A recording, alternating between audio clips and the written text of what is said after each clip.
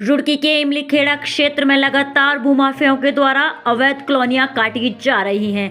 वहीं हरिद्वार रुड़की विकास प्राधिकरण के द्वारा आमजन को अवैध कॉलोनियों में प्लॉट न खरीदने के लिए जागरूक किया जाता है, जिससे किसी की मेहनत की कमाई ना डूबे। लेकिन इसके बावजूद भी कुछ भूमाफिया मोटा मुनाफा कमाने के चक्कर में बोली वाली आम जनता की मेहनत की कमाई को तरह तरह के प्रलोभन देकर हड़प लेते हैं, क्योंकि इस तरह की अवैध कॉलोनियों में कोई भी मानचित्र पास नहीं होता है और ना ही किसी तरह के तहसील प्रशासन से अनुमति होती है। इस तरह की कॉलोनियों में अगर समय रहते HRDA कार्रवाई करे तो आम जनता की मेहनत की कमाई बच सकती है। वहीं इमलीखेड़ा नगर पंचायत में भी बिना अनुमति के कॉलोनी काटी जा रही है। हरिद्वार रुड़की विकास प्राधिकरण के उपाध्यक्ष का कहना है कि अवैध कॉलोनियों के खिलाफ विभाग लगातार कार्रवाई कर रहा है।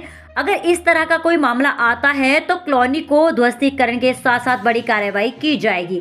मानकों के अनुसार जहां पर कॉलोनी विकसित हुई है, अगर 143 व 5C का होना भी अनिवार्य होता है, तभी जाकर HRDA से अनुमति मिलती है। अंशुल सिंह ने आम जनता से अपील की है कि आप अपनी मेहनत की गाड़ी कमाई से खरीदारी करने जा रहे हैं तो पूरी प्लॉट को जांच परख कर ही खरीदें, जिससे आगे जाकर आपको पछताना ना पड़े।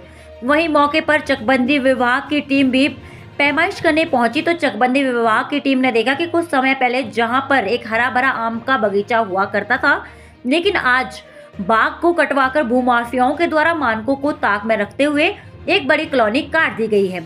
चकबंदी के कानूनगो नरेश पाल का कहना है कि यह कॉलोनी पूरी तरह से अवैध है और हमारे द्वारा इसको नोटिस भी दिया जाएगा, क्योंकि इमलीखेड़ा क्षेत्र में अभी चकबंदी प्रक्रिया चल रही है। कॉलोनी काटने वाले लोगों के द्वारा चकबंदी विभाग को किसी तरह की कोई सूचना नहीं दी गई और ना ही चकबंदी विभाग के किसी भी दस्तावेज में यह कॉलोनी दर्ज है, क्योंकि अगर क्षेत्र में चकबंदी चल रही है तो जहां पर कॉलोनी विकसित कराई जाती है वहां पर चकबंदी विभाग के लेखपाल और कानून गो की रिपोर्ट लगना अनिवार्य होता है। इसलिए यह कॉलोनी पूरी तरह से अवैध है, जिसके ऊपर बहुत जल्द एक बड़ी कार्रवाई कर जिलाधिकारी को रिपोर्ट भेज दी जाएगी। काटना और कॉलोनी बनाना दो अलग विषय हैं। क्योंकि बाग काटने की परमिशन जो होती है फॉरेस्ट डिपार्टमेंट या हॉर्टिकल्चर से मिलती है।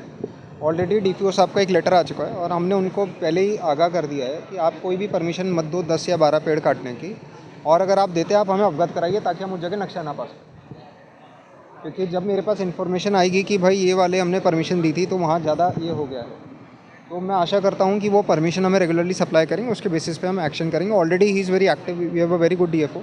वो हमें इन्फॉर्मेशन अभी जो 1-2 थी उन्होंने दी थी और हमने कार्रवाई भी करी, सीलिंग भी करी वहाँ। तो मैं आशा करता हूँ ऐसे हमें और इन्फॉर्मेशन मिलती रहे। 2016 के बाद आपका प्राधिकरण में आया रुड़की, तो आधे से ज़्यादा तो आप पहले ही डेवलप कर चुके थे। कोई जिला पंचायत से पास था, कोई इससे पास था। लगातार हमारी कार्रवाइयाँ चल रही हैं और अगर ऐसा संज्ञान में लाता कोई स्पेसिफिक मैटर है आप बताएंगे तो हम उस पर भी कार्रवाई करेंगे। तो हमने हॉर्टिकल्चर को ऑलरेडी बोल रखा है, फॉरेस्ट को ऑलरेडी बोल रखा है कि आप परमिशन इस पर रोक लगाइए, जो बगीचे काटने की परमिशन है वो रोक लगाइए, और अगर काटता है आप अपने स्तर से कार्रवाई करिए। और यदि हमारे पास इन्फॉर्मेशन आती है, आपके पास कोई स्पेसिफिक इन्फॉर्मेशन है तो आप हमें दीजिए, हम कार्रवाई करवाएंगे। इसमें तो आज हम लोग आए, हमने आज ही देखा है इसको कि इसमें इन्होंने न्यू वगैरह भर दिए हैं, और अभी आप लोगों के सामने मैंने इसको कहा है कि अगर आपने इसकी परमिशन नहीं ली होगी तो आप तुरंत इसकी परमिशन लें, नहीं तो इनके खिलाफ जो है ना विभागीय कार्रवाई जैसे भी जो भी नियमानुसार होगी वो इनको नोटिस दिया जाएगा और इसमें कार्रवाई होगी। 143 या मतलब 5C होती है चकबंदी में, वो इनको करानी पड़ेगी, वो मस्ट है। तो नोटिस दिया जाएगा आपकी तरफ से? अगर नहीं नोटिस दिया जाएगा, अगर ये नहीं करा रहे हैं अभी 3 दिन के अंदर इनको नोटिस दे दिया।